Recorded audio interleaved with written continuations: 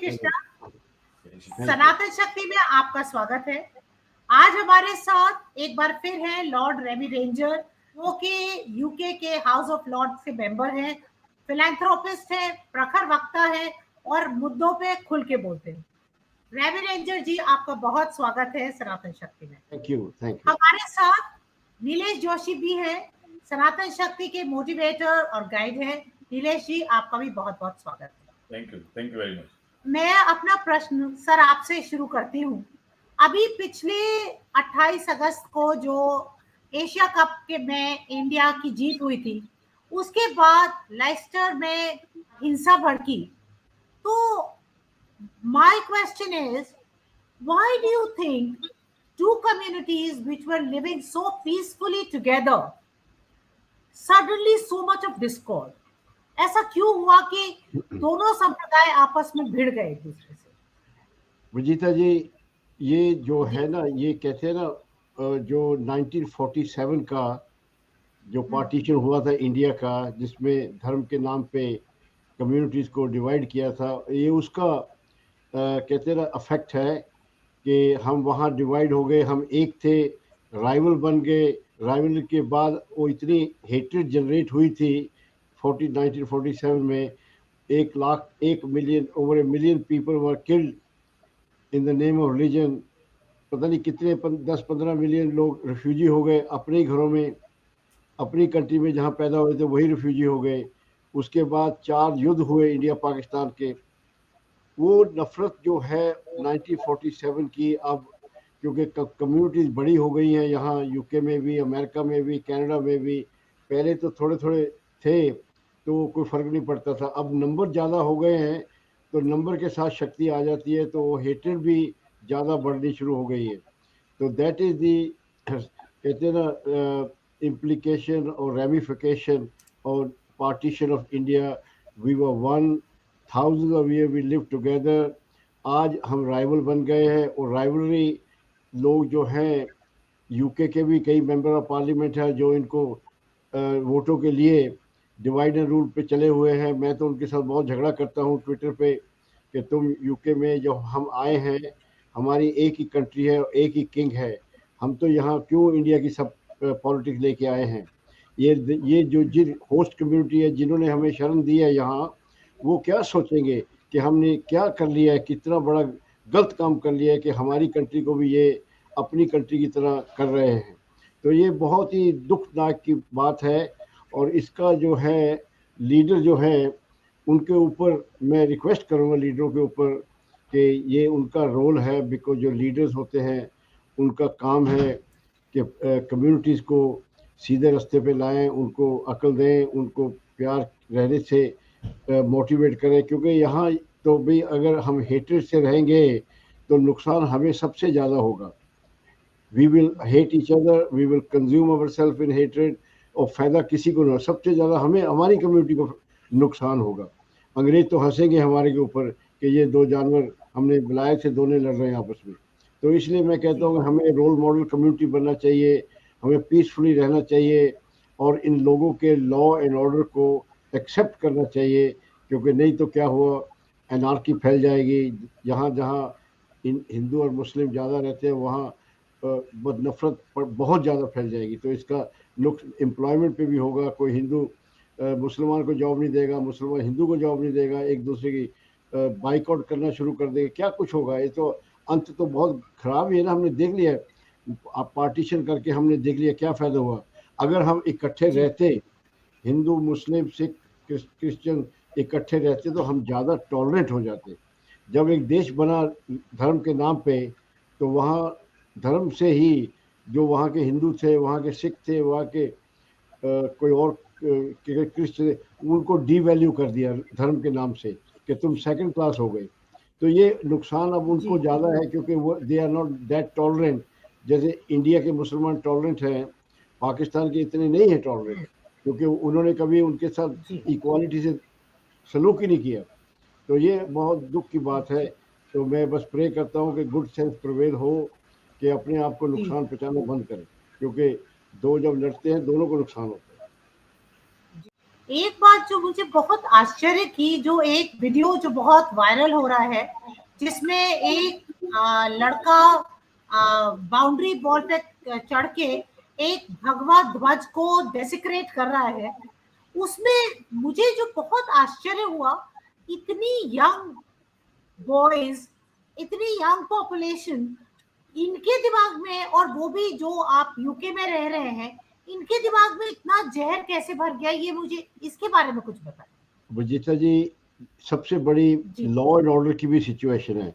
मैं तो ये भी कहूँगा कि जो पुलिस है वो फेल हो गई है, क्योंकि जब कोई आदमी, आपने देखा वो रिलीजियस सिंबल जो हमारा निशान होता है, झंडा है जी, तो उसको फाड़ने जा रहा है या उसको तोड़ने जा रहा है, तो पुलिस शुड गो कि आपकी प्रॉपर्टी को अटैक हो रहा है, आप देख रहे हो, खड़े हो और ग्रुप में है, कि एक आधे उन्होंने कोशिश भी नहीं की उसको स्टॉप करने की। और जब ये बच्चे, इनको दिमाग तो इनका इतना होता नहीं, जब ये इकट्ठे हो जाते हैं, एक्साइट हो जाते हैं, एक दूसरे को फिर वो इम्प्रेस करते हैं कि मैं तेरे से ज़्यादा दिलदार हूँ, मेरे पर तेरे से ज़्यादा शक्ति है और मेरे से ज़्यादा मैं हौसले वाला हूँ, मैं ये कर सकता हूँ। लेकिन वो बहुत ही अनफॉर्चुनेट है कि जो उन्होंने हमारे वो क्या है, जो हमारे रिलीजियस सिंबल है उसको हाथ डाला और पुलिस देखती रही और एक के बाद वो दूसरे पे भी चला गया। तो दैट इज़ वेरी सैड। उसके लिए मैंने पुलिस को ऑलरेडी कंप्लेन कर दी है। अच्छा, जैसे आप कह रहे थे कि भारत पाकिस्तान का जब विभाजन हुआ, तो ये जो वाकया है रिस्पॉन्सिबल है हिंदू और मुसलमानों के आपस में जो द्वेष है। लेकिन अगर हम यूरोप की हिस्ट्री लें, यूरोप छोटे छोटे देशों में था, इंग्लैंड की हमेशा लड़ाई होती थी, बट अब वो इतने सौहार्द से, इतने प्यार से एक दूसरे के संग रह रहे हैं। हिंदू मुसलमान इकट्ठे क्यों नहीं रह सकते? इसका कसूर पाकिस्तान का है, क्योंकि उन्होंने कश्मीर का मुद्दा उठा के 4 लड़ाइयाँ लड़ी। अगर वो दोस्ती कर लेते कि इतना खून खराबे के बाद कंट्री मिल गया आपको और इसको कंट्री को हम बनाएं और प्यार मोहब्बत से इसको जापान की तरह करें। उन्होंने इतनी बड़ी आर्मी तैयार कर ली, छोटी सी कंट्री, सुपर पावरों से दोस्ती करके फ्री में आम ले लिए, वो हौसले बुलंद हो गए। वो उन्होंने वो नफ़रत को मरने ही नहीं दिया कि हर साल कोई ना कोई टेररिस्ट एवरी डे कोई ना कोई कश्मीर में टेररिस्ट आ जाता है। तो नफ़रत को उन्होंने बरकरार रखा है पाकिस्तानियों ने। अगर वो कभी दोस्ती कर लेते, हमारा ट्रेड टूरिज़्म आना जाना हो जाता, तो आदमी जो कहते हैं जख्म हमारे भर जाते पुराने। जब देखो, मैं भी पाकिस्तान में पैदा हुआ, मेरे फादर को शहीद कर दिया, सब कुछ लुट लुटा के हम आए, और फिर भी हम कहते हैं कि चलो हमारे भारतवर्ष की जो सभ्यता है, वासुदेवा कुटुंबकम, हम तो कहते हैं कि हम एक ही गांव में रहने वाले हैं।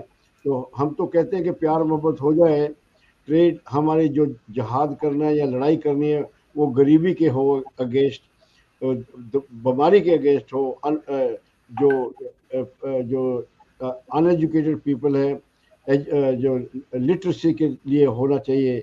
कि देखो कितने लोगों के पास खाने को, रात को रोटा खाना नहीं होता, और हम इतनी इतनी बड़े तोपे टैंके हवाई जहाज ला के बैठे हैं।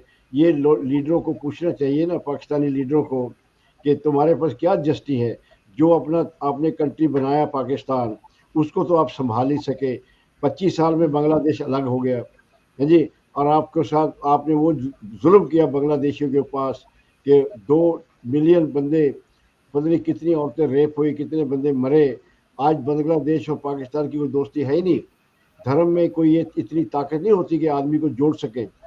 अगर धर्म में ताकत होती तो आज सारे मुसलमान देश जो है एक दूसरे को वेलकम करते, वो एक दूसरे को लड़ते हैं, एक करते हैं। देखो ईरान, सऊदी अरेबिया कितना एक दूसरे लड़ते हैं शिया सुन्नी के नाम पे। रिलीजन को कभी भी ज़्यादा ऊपर नहीं लेके जाना चाहिए, अपने दिल तक रखो, पीस ऑफ माइंड तक करो।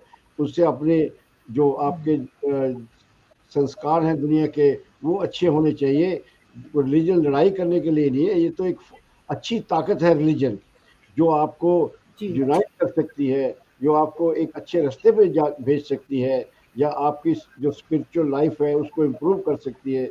लेकिन इस रिलीजन को यूज़ करके एक दूसरे को मारना, किल करना, हेट्रेड करना, ये तो रिलीजन की भी बेइज्जती है। जी, क्या इसके लिए ये जो इलीगल माइग्रेशन है पाकिस्तानियों का यूके में, क्या ये भी रिस्पॉन्सिबल है कि वो इलीगली माइग्रेट कर लेते हैं और फिर क्लरिक्स के चक्कर में आ जाते हैं और इसीलिए फैनाटिक हो जाते हैं? जीता जी, जब से मैं पैदा हुआ हूँ ना, मैं 75 साल का हूँ और मैं पाकिस्तान में जी, पैदा हुआ था। फिर वहाँ से हमें रिजेक्ट किया तो हम इंडिया आए, इंडिया से फिर मैं यूके जी, आया। तब से मैं ये सुनता आता हूँ, इस्लाम खतरे में है, धर्म खतरे में है। वो देखो, धर्म कभी खतरे में हो सकता है? सबसे ज़्यादा धर्म यही फैल रहा है, इस्लाम ही फैल रहा है। इतनी दुनिया, 57 इनकी कंट्री है। ये लोगों को भड़काने के हाँ, लिए ऐसे ऐसे नारे लगाते हैं कि इस्लाम खतरे में है। भाई, इस्लाम कैसे खतरे में हो सकता है? हाँ, आप खतरे में हो, आप चले जाओगे, इस्लाम यहीं रहेगा। धर्म तो कभी नहीं, पर 5,000 साल से हिंदू धर्म चलता आ रहा है जी। कितने लोगों ने अटैक किया, क्या कुछ मंदिर तोड़े, क्या कुछ खत्म कर सके? कोई नहीं खत्म कर सकता किसी धर्म को। सिख धर्म को कोई खत्म कर सकता? 40 रुपए उनके सिर की कीमत होती थी मुगलों के टाइम पे। अगर सिख को मार के लाओगे जी, तो 40 रुपए बहुत बड़ी चीज होती थी उस टाइम पे, है बहुत जी। बहुत हाँ जी, जी, तो कितना जुल्म जी, किया। और सिख कहाँ पहुंच गए? हर दुनिया के हर कोने में बैठे सिख, है जी। क्योंकि वो कोई किसी को तबाह नहीं कर सकता, खुद ही को तबाह कर सकते हो आप। आपकी सोच आपको तबाह कर सकती है। धर्म आपको आगे बढ़ा सकता है। धर्म को गलत तरीके से मत इस्तेमाल करो। ये जो लोग ये एक दूसरे को धर्म के नाम पे भड़काते हैं, एक्साइट करते हैं, और हमें भी कोई अकल आनी चाहिए ना। कि देखो, कहते हैं ना, अपने घर को ताला लाओ, चोर किसी को न कहो। अगर आपको कोई बेवकूफ़ बनाता है तो आप बेवकूफ़ हो ना। बेवकूफ़ को ही बेवकूफ़ बना सकते हो। इंटेलिजेंट, मेरे को कोई कहेगा तेरा धर्म खतरे में है, तो हंसूंगा। कैसे धर्म खतरे में है? कोई धर्म ऐसी चीज है जो तुम एक डब्बे में बैठी है तो तुम फेंक दोगे टूट जाएगा? धर्म तो दुनिया के दिलों में बसता है, तो वो कभी नहीं कम हो सकता। और इस्लाम तो हर दुनिया में बहुत सबसे ज्यादा ग्रो कर रहा है। जी। अच्छा, जब आपने कहा सिखों की बात आई, तो खबरें आ रही हैं और जो लोग एनालाइज कर रहे हैं, क्या ऐसा भी यूके में ये करने की कोशिश कर रहे हैं कि एब्रामाइनाइजेशन ऑफ सिखिज्म, कि सिख और मुस्लिम्स एक होके हिंदुओं को अदरिंग करने की कोशिश, क्या इस तरह का भी कुछ बुगाते हैं क्या? ये पता है, हैंडफुल ऑफ पीपल होते हैं, जैसे खालिस्तानी हैं, कितने साल से चल हाँ, रहे हैं, तबाही मचाते हैं। हम्म, ये बकवासबाजी, ये कभी सक्सेस नहीं हो सकते। हमारा धर्म अलग है। सिख जो है वो हिंदू धर्म से आए हैं। सारे गुरु पहले हिंदू थे। जितनी सिखों की जातें हैं, वो हिंदुओं की जातें थी पहले। वही ले लो, कपूर ले लो, सानी ले लो, बिल्कुल, सेठी ले लो, मल्होत्रा ले लो, दुआ ले लो, सिक्का ले लो, सबरवा ले लो। कोई जितने सिखों की जात है, वो पहले हिंदुओं की थी। वहां से एक बच्चा सिख बनता था। तो ये तो बड़ी गलत बात कहने वाली है जी, कि सिख और सिख रिलीजन जो है, हिंदू धर्म की तरह, जैन धर्म की तरह, बुद्ध धर्म की तरह इंडिया से पैदा हुआ है। वो बाहर का धर्म हो ही नहीं बिल्कुल, सकता। बिल्कुल, है जी, वो तो इंडिया का है। इंडिया की लोकल कस्टम, लोकल रिवाज रवीज के साथ बना है जी। इसलिए जी, वो कभी किसी धर्म के साथ या क्रिश्चियनिटी के साथ या इस्लाम के साथ वो नहीं मिल सकता, क्योंकि उसका जगह ही डिफरेंट, ओरिजिनेट ही डिफरेंट जगह से हुआ है। तो लेकिन जी, सिख धर्म की ये है कि उसने हर धर्म की टीचिंग ली है टू यूनाइट पीपल। हिंदू धर्म की तो बहुत ज़्यादा टीचिंग है गुरु ग्रंथ साहब में। मुसलमानों के भी जो होली हुए हैं मैन, उनकी भी योगदान है सिख ग्रंथ जी, साहब में। सिखों भी है। That book was to bring people together, कि तुम भैया देखो, सिख धर्म में कोई कन्वर्शन तो है नहीं। वी डोंट कन्वर्ट एनीबॉडी, जैसे हिंदू कन्वर्ट नहीं करते। तो वी डोंट, हमारे तो भगवान ने, गुरु ने कहा था कि जो religious labels are not important. आपके जो कर्म है, आपके एक्शन है, वो इम्पोर्टेंट। हम तो लंगर खिलाने वाली कौम है। कोई आ जाए, गरीब आ जाए, उसको सेवा करनी है, लंगर खिलाओ। ये सबसे ज़्यादा पूजा है। किसी का पेट भर देना, इससे बड़ी पूजा क्या हो सकती है? मैंने तो प्राइम मिनिस्टर को लेटर में लिखा था कि जो भी रिलीजियस प्लेस पैसा लेती है, वो वहाँ खाना गरीबों को जरूर दे, क्योंकि वो जी, सारा पैसा पुजारियों के पेट में जा रहा है। और वो वीर हो रहे हैं। और पैसा लोग देते हैं क्योंकि लोग अपनी श्रद्धा के लिए देते हैं। कोई किसी के घर में डेथ हो गई है, किसी की शादी हो गई है, कोई बच्चा चाहता है, कोई बिजनेस फुलाने के, वो अपने पीस ऑफ माइंड के लिए दान देते हैं, लेकिन वो दान किसी अच्छे काम से लग जाए। अगर गरीब के पेट में रोटी पड़ जाएगी तो वो काम भी करेगा। देखो रिक्शा वाला है, मैं रिक्शा वाले की एग्जाम्पल देता हूँ, पेट उसका खाली है और रिक्शा चला रहा है, उसका क्या बुरा हाल होता होगा, कभी सोचा किसी ने? है जी, कोई नहीं सोचता। लेकिन ये जो पुजारी है, जब अगर गुरुद्वारा लंगर खिला सकता है लोगों को, तो मंदिर भी खिला सकते हैं, मॉस्क भी खिला सकते हैं, चर्चेज भी खिला सकते हैं। ये नियत की बात है ना। हमारे गुरु ने क्या है, लंगर सबसे अच्छा है जी। तो लोग को हजारों मिलियन ऑफ लोग गरीब जो पेट भर के खा जाते हैं, ये हर लॉ होना चाहिए कि अगर पैसा लेते हो तो पैसा खर्चो भी। सोना सोना सोना ले लेके आप बैठे हो, कोई फायदा नहीं उसका। किसी गरीब को दोगे, वो प्रोडक्टिविटी इंडिया की डबल हो जाएगी। मजदूर काम कर रहा है, उसको खाना मिल गया मंदिर से, वो डबल काम करेगा। देखो दूर की सोचो कि भारत के जो नागरिक हैं वो वही देश को आगे लेके जाएंगे। कोई अमेरिकन थोड़ी आके लेके जाएगा इंडिया। अगर अपने नागरिक को हम लुक आफ्टर करेंगे, उनकी सेवा करेंगे, वो अपने देश की ताकत के लिए ताकत बन जाएंगे। क्योंकि जो सबसे बड़ा, जैसे मैं बिजनेस चलाता हूँ, मैं कहता हूँ मेरी बिजनेस में सबसे इम्पोर्टेंट इंग्रेडिएंट मेरा स्टाफ है। पैसा पैसे को नहीं बनाता, इंसान पैसे को बनाता है। तो हमें भारत में, हम तो बड़े लकी हैं कि यहाँ हमें सेकुलर कॉन्स्टिट्यूशन दिया है, इक्वालिटी फॉर ऑल है। हमें कोई धर्म के नाम पे नीचे नहीं रखता कि तुमने ये क्या किया, तुमने ये क्या किया। दूसरी कंट्री में तो तुम ये नहीं खा सकते, ये नहीं कर सकते, उन लोगों को नीचे रखते हैं। तो उनका हाल भी देखो कंट्री का क्या हो गया। आज तक कोई रिलीजियस कंट्री ने किसी ह्यूमैनिटी के लिए कुछ नहीं किया।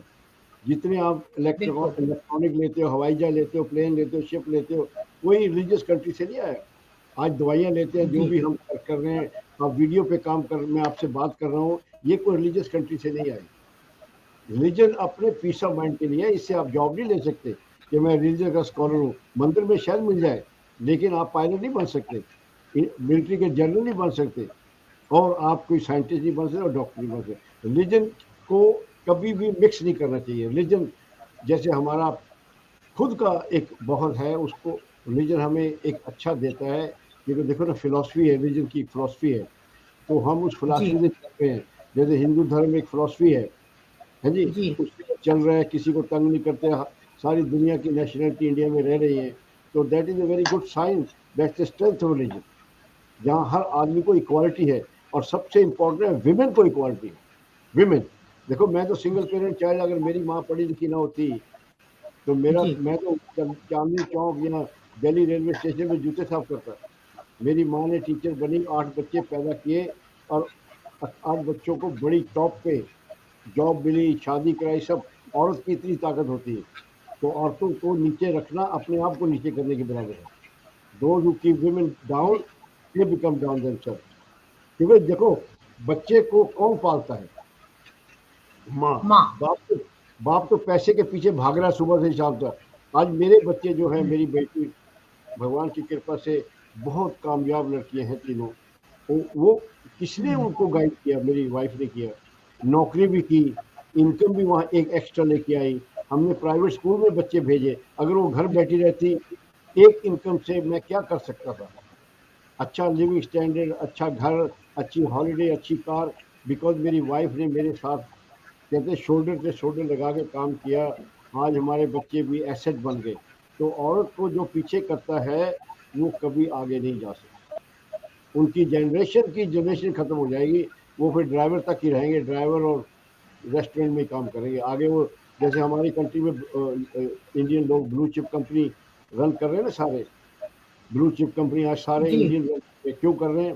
क्योंकि उनको माँ बाप दोनों ने मिलके सपोर्ट किया। ये बात बहुत वेरी वेरी वेल सेड। औरत की जो हम तो, हमारे तो देवता है, हमारी माँ रानी है, हमारी जय माता की, दुर्गा माता, हम तो पूजा भी करते हैं ना, हमारी तो गॉडेस है, शक्ति की पूरा करते हैं। पिताजी थैंक यू वेरी मच, आपने मुझे मौका दिया। Lord, I have a question for you. There was a false case against a British Hindu man when he was holidaying in Italy. उसकी गाड़ी का नंबर दिया गया कि उसने मुस्लिम लड़की को अब्डक्ट करने का कोशिश किया। उसके ऊपर एक नैरेटिव चला गया, पूरी इकोसिस्टम काम पे लगे कि हिंदुओं को बदनाम करे, और उसमें कुछ इधर के अखबार है, कुछ इधर के टीवी स्टेशन, रेडियो स्टेशन उसमें सपोर्ट करते हैं. Why this kind of a narrative is against Hindus? What is the reason you see? देखो पता है क्या, जो कम्युनिटी तरक्की करती है ना, मेरी माँ बोलती थी बेटा इनकम टैक्स और एनवी, जेलसी बड़े भागवानों को लगती है। जो भागवान होते हैं उनको इनकम टैक्स देना पड़ता है और उनको जेलस भी लोग करते हैं। अगर मेरे पे कोई पिटी कर रहा है, तरस कर रहा है, तो दैट मीन मैं तो मर रहा हूँ ना। अगर मैं आज बड़ी कार में हूँ, बड़े घर में हूँ, बड़ी जॉब पे हूँ, तो मेरे से लोग, मेरे दोस्त भी और मेरे रिश्तेदार भी जेलस करेंगे कि ये बड़ा तरक्की करे। और मेरी अगर इनकम बढ़ जाएगी तो मुझे इनकम टैक्स भी देना पड़ेगा। ये अगर कोई कौम तरक्की करती है तो उसको ये एक्सेप्ट करना पड़ेगा कि उसके साथ लोग जेलस भी करेंगे, जो तरक्की उनके साथ उनकी तरह नहीं कर सकते। तो ये एक दो केसेस होते हैं, इसको इग्नोर कर दो कि देखो हमने ओवरऑल पिक्चर देखनी है। आज इंडिया के अंदर सारी दुनिया की कंपनियां काम कर रही हैं, हाँ जी, everybody is investing in India. क्यों लगी हुई है? अभी यूके के साथ हमारा फ्री ट्रेड एग्रीमेंट होने वाला है, हाँ जी। वो free trade agreement between the 4th and the 5th largest economy of the world will be the mother of all free trade. आप सोच नहीं सकते कि उसमें कितना फायदा होएगा यूनाइटेड किंगडम को और इंडिया को। हमें भी चाहिए। मैंने उनके साथ बात की है। I talk to the minister, I talk to the British high commissioner India also, कि India wants to be partner, not your customer. Yes, he wants to be partner. You make it India. India's priority is to make it India. हमारे पास labour force बहुत है। एक company है JCB जो earth moving equipment बनाती है। उन्होंने एक कंपनी बनाई इंडिया 10 साल पहले और 6-7 साल पहले, इतनी वो कामयाब हुई, वहां से उन्होंने एक्सपोर्ट किया 90 कंट्री को, क्योंकि they could now make product cheaper and compete with China. UK में तो लेबर बहुत हाई है ना। अभी उन्होंने लास्ट ईयर दूसरी फैक्ट्री लाई गुजरात में, एक राजस्थान में, गुजरात में। Just imagine. So therefore India की जो लेबर फोर्स है बड़ी मोटिवेटेड है, क्योंकि गरीब कंट्री है। हम जॉब लेते हैं तो हम बड़े दिल से जॉब करते हैं कि अगर छूट गई तो दोबारा मिलेगी नहीं। फिर हमारे जो संस्कार हैं, हमारी टीचिंग है, हमारी लॉयल्टी है, हम अपने बॉस को इज्जत से मिलते हैं, लॉयल्टी करते हैं, सम वैल्यूज हमारा सिस्टम है जिससे आप सारी दुनिया में हमें वो रिस्पेक्ट करते हैं। आज आपको लोन चाहिए ना, बैंक लोन, और आप इंडियन हैं, दूसरा क्वेश्चन ही अगला पूछता। उनको पता है ये ऑनरेबल पीपल है, ये हमारा पूरा कर। मैं बता रहा हूँ कि यहाँ इतना इंडियन का रिस्पेक्ट है कि बता नहीं सकता। क्योंकि मैं कभी कभी जोक भी करता हूँ हाई कमीशन से। मैं कहता हूँ तू बड़ा लकी है, तू यू रिप्रेजेंट इंडिया। किसी और कंट्री को करते तो तुम्हें सुबह से शाम तक झूठ बोलने पड़ते, ये हमने नहीं किया, ये हमने नहीं किया, ये हमने नहीं किया। मैं क्या नौ छाती चौड़ी करके कहता है हमारे देशवासियों ने ये मार्स पे गए हैं, मून पे गए हैं। अभी मैंने एक पोस्ट भेजी है टाटा मोटर की, है जी, जिसमें सारी महिलाएं असेंबली लाइन करा रही। 2 मॉडल हैं टाटा के, पूरी की पूरी जो असेंबली लाइन है रन बाय महिला औरतों के साथ। आपने भेजा, मैंने देखा वो। अरे भैया, मैं जितनी इंडिया को मार्केट करता हूँ कोई नहीं कर सकता, और फ्री करता हूँ।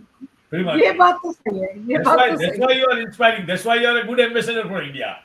पता है क्या कहते हैं, hidden talent is no talent. अगर कोई चीज छुपी पड़ी है तो अगर मैं गाना गाता हूँ, गा सकता हूँ, गाता नहीं, क्या फायदा उस टैलेंट का? डांस नहीं करता कोई। मैं जिस चीज को भगवान ने हमें दिया है और लोगों को, आपको खुशी होती है ना मेरे वीडियो, मैं कोई जोक नहीं भेजता, कोई स्टूपिड बातें नहीं करता। आई सेंड यू जो रियलिटी है, इंस्पायरिंग के अच्छे काम के हैं वो भेजते हैं। हाँ, जो इंडिया की तरक्की की जो है, तो आप भी खुश हो कि आपकी माँ की तरक्की हो रही है तो आपकी भी साथ हो रही है। लॉर्ड, आपका एक मैसेज चाहिए मुझे सनातन शक्ति के लिए और सनातन शक्ति के माध्यम से दूसरे लोगों के लिए। जैसे आपकी स्टोरी है, पाकिस्तान से आपको रिजेक्ट कर दिया, आपके पिताजी को मार दिया गया था, आप इंडिया आए, आपकी मदर टीचर थी। आपकी अभी तक की जो कहानी है वेरी इंस्पायरिंग है कि लॉर्ड रामवीरेंद्र जैसे लोगों को सामने रख के लोगों को तरक्की करनी चाहिए, बराबर है। तो आपने ये सब कैसे हासिल किया और आपका मैसेज क्या है इंडियन, पाकिस्तानी, हिंदू, पूरे दुनिया के लिए कि एक दफा आप रिफ्यूजी होके आते हैं दूसरे कंट्री में और फिर उधर से तरक्की करते हैं, तो आपने कैसे हासिल किया वो? एक मैसेज मेरा बड़ा सिंपल है, ये जिंदगी नहीं मिलेगी दोबारा। हम आए थे खाली हाथ, जाएंगे खाली हाथ। इन बिटवीन, जो इन बिटवीन है, हमें भगवान ने, अल्लाह ने, वाहिगुरु ने एक चांस दिया है अपनी लेगेसी बनाने के लिए। हमारे सिखों में एक शब्द है, शब्द जानते हो, शब्द रिलीजियस सॉन्ग, जी जी उसमें गुरु जी गा रहे हैं, ऐ शरीरा मेरिया, शरीर होता है ना, हाँ जी, बॉडी, हाँ हाँ ऐ शरीरा मेरिया, तू जग में आया, जग होता है दुनिया में आया, जी जी क्या तय कर्म कमाया। समझाया आपको? जी जी जी। ये कर्म तुमने क्या कमाया आपने? क्या अच्छा काम किया, ये बॉडी तो शरीर दुनिया में तो आ गया, आए जी पर हाँ, उसके साथ तुमने इस बॉडी के साथ क्या कर्म कमाया जिससे दुनिया को कोई भला होता, कोई फायदा होता। अगर आके तुमने नफरती फैलाई है, हेट्रेड फैलाई है, अपने धर्म का भी बदनामी की, अपने माँ बाप की भी बदनामी की, खुद भी की अपनी, कि मैं इतना जहरीला कीड़ा हूँ कि मेरे को सिर्फ नफरत ही आती है। अरे भैया, गले लगाओ, प्यार मोहब्बत करो। हमारे जैसे त्योहार हमारे होते हैं, वो त्योहारों में हम मिलते हैं, मिठाइयाँ बांटते हैं, गले लगते हैं। इनकी ईद होती है, उसमें मिलते हैं, छोटा बड़ा कोई देखते नहीं। वो जो अच्छी टीचिंग है उसके ऊपर चलो। आज जमाना बदल गया है, we are now a global village. हमें, हमारे पास ये चॉइस नहीं हमारा नेबर कौन होगा, पर हमारे पास ये चॉइस है हमें उस नेबर से कैसे मिलना है। We are all ambassador of our parents. मैं कोई गलत काम करूंगा, मेरे माँ बाप तो मैंने देखा नहीं, पर मेरी माँ की बेइज्जती होगी कि उसने मेरे को क्या सिखाया है। बच्चा कोई जब पैदा होते बच्चा कोई क्रिमिनल नहीं होता, कोई फनेटिक नहीं होता, कोई रेसिस्ट नहीं होता, कोई कुछ नहीं होता। वो तो एक मासूम बच्चा आता है, उसको फिर कंडीशन करते हैं जो उसके रिश्तेदार है या उसके दोस्त है या आले दुआले जिनके साथ वो घूमता है, वो उसके अंदर गंद भरते हैं या प्यार भरते हैं। तो इसलिए मैं कहता हूँ कि तुम एक अपने माँ बाप के एम्बेसडर हो, भाई बहन के एम्बेसडर हो, अपने देश के एम्बेसडर हो। वो काम करो जिससे अपने आपके दूसरे जो देशवासी है वो भी आपको देख के कोई इंस्पायर हो। हाँ जी, क्या एक चले जाना है। देखो अभी मैं 75 का हूँ, हम मैजेस्टी चली गई तो मेरे 15 साल हो गए, 10 साल हो गए, आई डोंट नो। हाँ जी, लेकिन अगर 10 साल 15 फिर मेरी बॉडी भी नहीं चलेगी। यस, क्योंकि भगवान ने बनाया, जो चीज़ बनी है उन्हें जाना जरूर है। तो ये सोच लो कि तुम्हारे को जो इतना महान जीवन मिला है, बड़ी अच्छी कोई काम किए अच्छे, किसी माँ बाप के घर में पैदा हुए, और आप जाने से पहले अपने माँ बाप को या अपने देश को या अपनी कौम को कोई ऐसी चीज़ दे के जाओ कि कभी जब मरने के बाद वही ना कहे बहुत अच्छा हुआ हरामी चला गया, वो यही कहे अच्छा यार सॉरी बड़ा अच्छा इंसान था। बच्चों के लिए ये लेगेसी छोड़ दो। मैं नहीं कहता मेरे बच्चों को कहें वो बड़ा हरामी था, पैसे नहीं देता था, ले जाता था देता नहीं, बड़ा बदतमीज था। ये मैं अपने बच्चों को प्रेजेंट थोड़ी दे सकता हूँ। तो इसलिए सोचने की बात है। अगर को सोचोगे, हमारे तो देश ने हमें बहुत वैल्यू दी है कि तुम इकट्ठे रहो, प्यार से रहो, किसी को नफरत ना करो। सब दुनिया भगवान के रूप है, भगवान एक है, रास्ते अलग अलग हैं, लेकिन भगवान तो आफ्टर एक ही है। तो क्या फर्क पड़ता है अगर एक इंसान के काम आ जाओगे तो जिंदगी में आपकी जिंदगी सफल हो जाएगी। लॉर्ड, जैसे आपने बहुत अच्छी तरीके के लोग आपसे इंस्पायर होते हैं, इसे इंडिया से बहुत से लोग बाहर निकले और अमेरिका के बड़े बड़े मल्टीनेशनल कॉर्पोरेशन है उसमें सीईओ बने, जैसे कि गूगल है, माइक्रोसॉफ्ट है, बराबर है। हमारे भारत में से ऐसे लोग बाहर निकलते हैं, लॉर्ड रामचंद्र जैसे माइक्रोसॉफ्ट के सीईओ, गूगल के सीईओ निकलते हैं। पाकिस्तान में जिहादी क्यों निकलते हैं, मसूद क्यों निकलता है, और ओसामा क्यों निकलता है? नीलेश भाई, मैं तो यहाँ सबसे जब आया हूँ 50-52 साल पहले, मैं तो यहाँ पढ़ने के लिए आया था, पढ़ाई करने से का पैसा है, मैं तो कारें साफ करता था यहाँ। जी मैं कोई गूगल माइक्रोसॉफ्ट के बराबर का नहीं हूँ।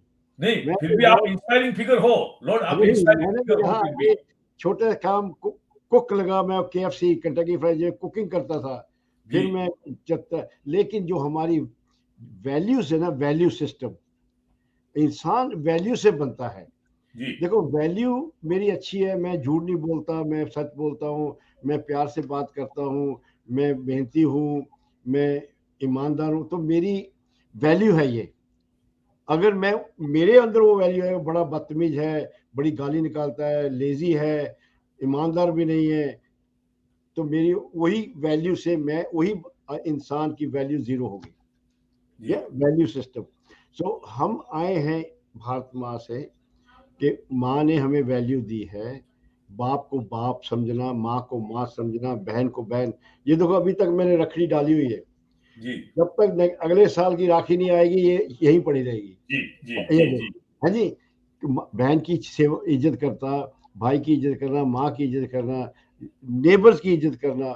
जब हम छोटे थे मेरी माँ टीचर थी, हम तो नेबर के दरवाजे के ऊपर बैठ जाते थे, बाप तो है नहीं था, तो नेबर हमें बहुत प्यार करते। These are the values.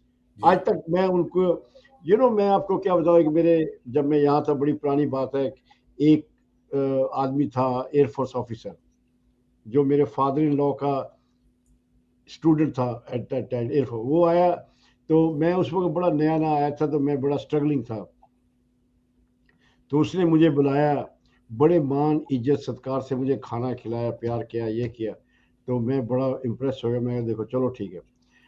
अभी वो रिटायर होकर जब आया तो मैंने उसकी वो खातिरदारी की, मैं क्या तुम्हारी बातें याद है कि तू इतना, मैं कुछ भी नहीं था लेकिन तूने मुझे कुछ समझा। ये इंसानियत है कि आदमी को आदमी समझो तो you will be a better human being. के नफरत से तो नफरत ही फैलती है। तो मैं ये कहना चाहता हूँ कि देखो, we all live by our standard, we all die by our standard. तो मैं तो ये कहता हूँ कि जो कोई करता उसकी वही भरेगा, जो करेगा वो भरेगा। People can give you what they have. मैं आपको वही दे सकता हूँ जो भगवान ने मुझे दिया है। तो आप छोड़ो, किसी के एक दो आदमी हैं एक्सट्रीमिस्ट, हर रिलीजन में होते हैं, लेकिन वो देना अच्छे लोग भी हैं, मेरे दोस्त सारे हैं पाकिस्तानी लोग अच्छे भी हैं। जब पार्टीशन हुई थी, not everybody was for partition, कईयों ने हमारी जान भी बचाई मुसलमानों ने।